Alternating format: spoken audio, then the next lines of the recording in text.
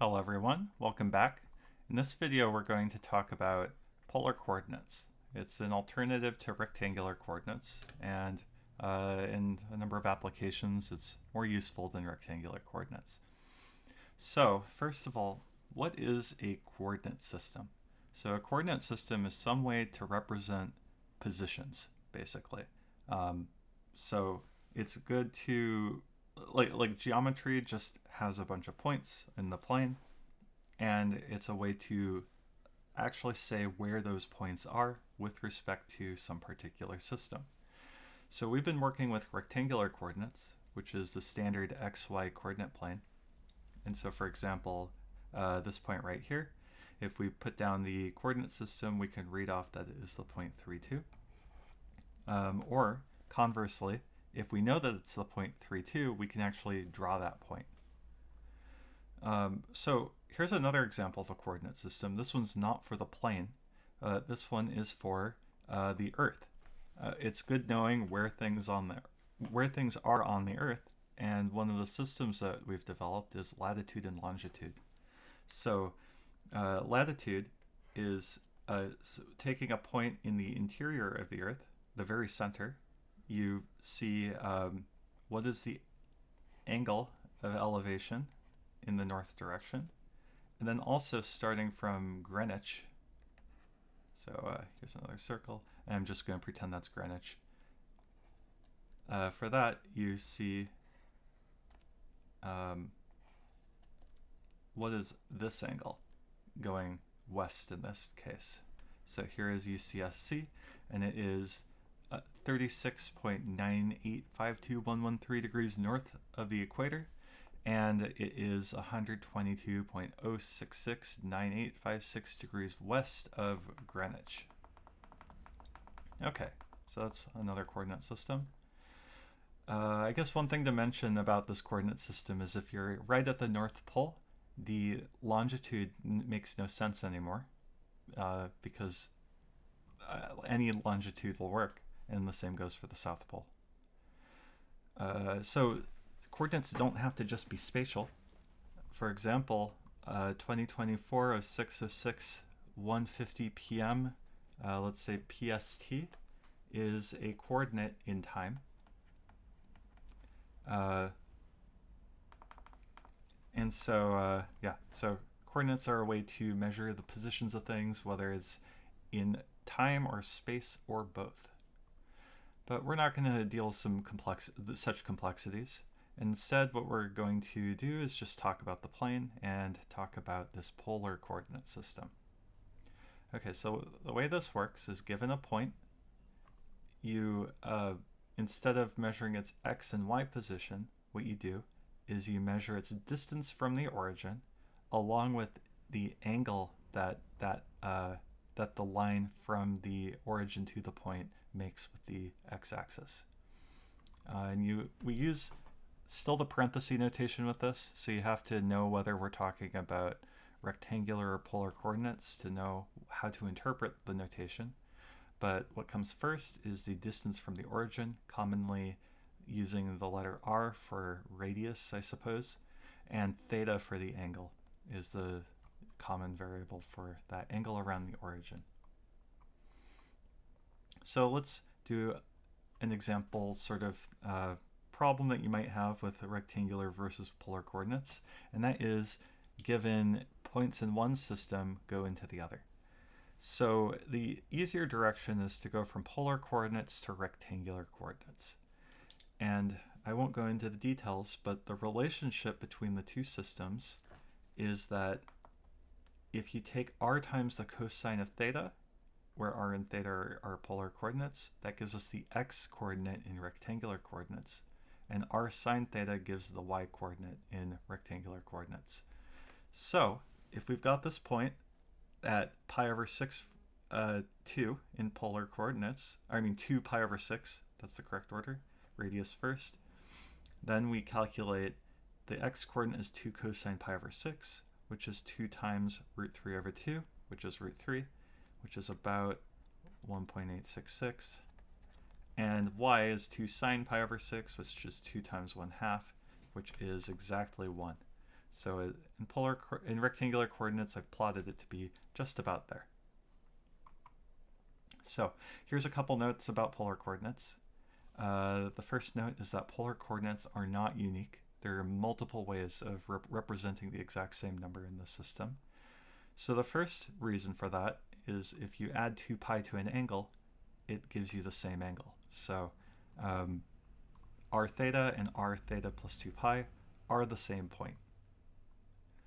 And similarly, so I said r was the distance from the origin, but easy generalization is letting r be negative as well. And r being negative means that rather going toward that particular angle, you go in the reverse direction. So r theta might be this point right here. And if you add pi to that angle, and then instead go in the negative direction, that gives you the exact same point. One consequence to this is that if somebody ever gives you a polar coordinate where the r value is negative, you can always add pi to that and make r be positive instead. Or add pi to the angle, I mean. So polar coordinates work perfectly fine where you only work with positive angles, positive radii. So one other note about polar coordinates is that they get weird at the origin. When r is 0, then every angle works for polar coordinates, and there's really not even point in talking about the angle when you're right at the origin. This is similar to the problem of being at the North Pole or the South Pole. And speaking of poles, that's why it's polar coordinates, where all the coordinates are with respect to this kind of pole at the origin that you're going around. Okay, so let's talk about the reverse direction, going from rectangular to polar coordinates. So as I said, we can assume that r is non-negative. So we have these equations, x equals r cosine theta, y equals r sine theta, and we want to solve these equations for r and theta in terms of x and y. So first of all, if we're at the origin, if x and y are both 0, then let's just use 0, 0 for the polar coordinates. So radius 0 and any angle whatsoever. 0 is a perfectly fine default value. And otherwise, let's look at how we deal with this when x or y is non-zero. So the first fact is that the square root of x squared plus y squared works as r.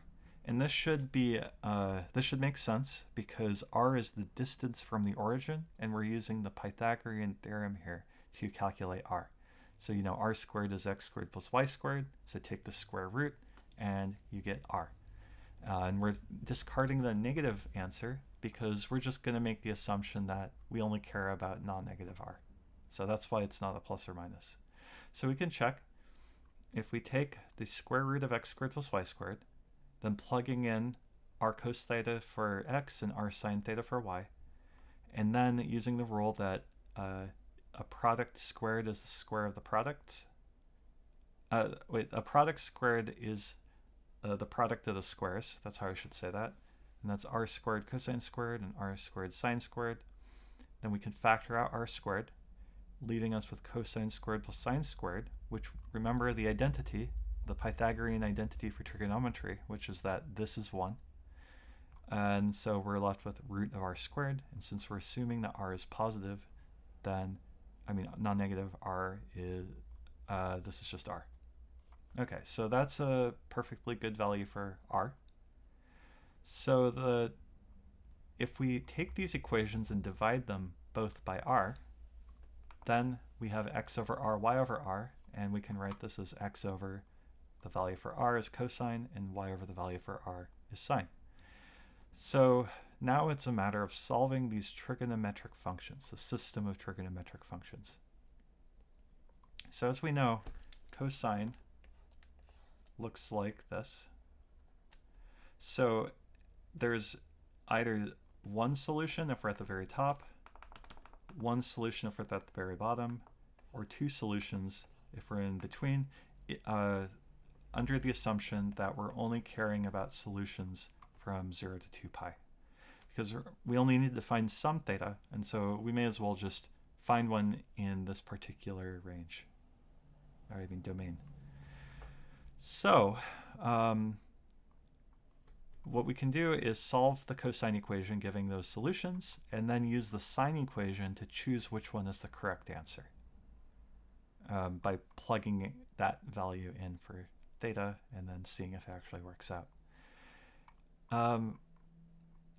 I should say that we don't actually need to use the sine, we don't actually need to plug it into sine. All that really matters is whether sine is positive or negative, because, so if this is sine in blue, let's see, it goes up, down, up. Sine, if y is positive, then we know that it's going to be a solution in this part, and if y is negative, then we know it's going to be a solution in that second half of the domain. So we can also reason that way. Okay. So actually, just solving this equation, remember cosine inverse gives us a solution from 0 to pi. And so that gives us one of the two solutions. And then by symmetry, we can do 2 pi minus that cosine inverse answer to get the other one. So here is the first possible answer, and here is the second possible answer. And then if we use, I wrote the wrong thing here, so I'm going to fix that quick. So, oh, no, that was right. Should have trusted myself. So if the y-coordinate is positive, so if we're in quadrants 1 or 2, then the first answer is the correct angle. But if the y-coordinate is negative, then we're in quadrants 3 or 4, and so we need to do 2 pi minus that to get the actual theta.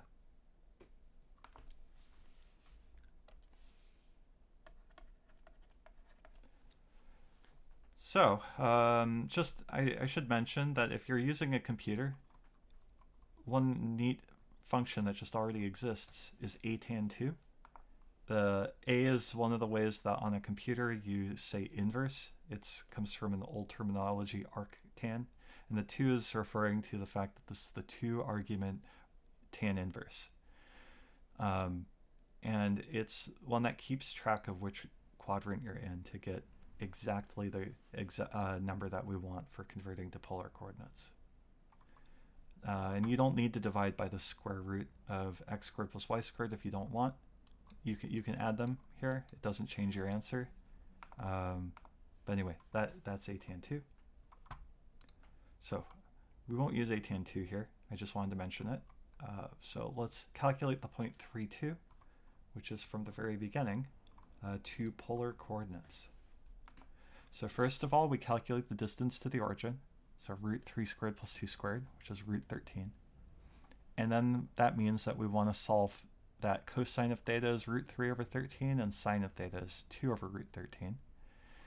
This point 32 is in the first quadrant, so we just use the cosine inverse, and that gives us the correct answer. Remember, quadrant 1 or quadrant 2, you just have to take the cosine inverse. And so that means that root 13, cosine inverse of root 3 over root 13, is the polar coordinates of 3, 2, which is, if we want to approximate it, 3.606, 33.690 degrees. And I just converted that so that, you know, if we have something that's kind of a 30-degree angle, let's say 33.690, and we go out 3.606 units, it seems plausible that that would put us at 3, 2. Anyway, so that's a quick introduction to polar coordinates, another coordinate system for the plane. And I'll see you all next time. Bye.